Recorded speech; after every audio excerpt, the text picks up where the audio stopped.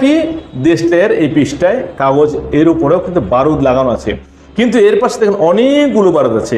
এটা মনে করেন মেয়ে বা স্ত্রী, এটা হচ্ছে পুরুষ।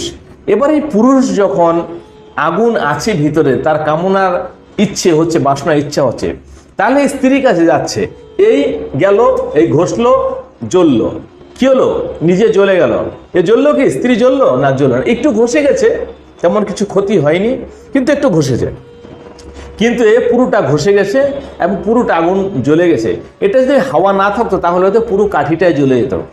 এইভাবে জ্বলতে জ্বলতে যত পুরুষ আসবে সে জ্বলে ভস্ম হবে, অর্থাৎ যতবার পুরুষ এই কামসুখ অনুভব করবে একটু একটু করে সে নষ্ট হচ্ছে, সে তিল তিল করে তার আয়ুকে কম করছে।